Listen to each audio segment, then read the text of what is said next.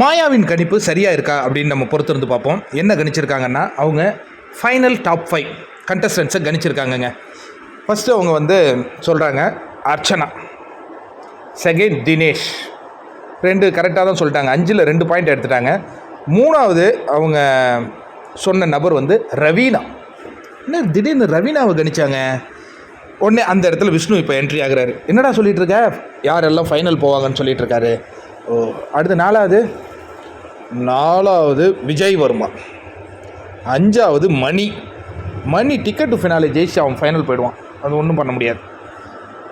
என்ன உன்னுடைய ஃபேவரட் விக்ரம் ஊட்டிய, அவன் கூட போனாலும் போவான், ஆனால் அவனை நான் போக விட மாட்டேன், அவனை அனுப்பிடுவேன் அடுத்த வாரம் அப்படிங்கிறாங்க. இப்போ இது மாயாவின் கணிப்பு. இந்த 5 உங்களுடைய கணிப்பில் யார் 5 ஃபைனலிஸ்ட்டாக இருப்பாங்கன்னு நீங்கள் நினைக்கிறீங்க?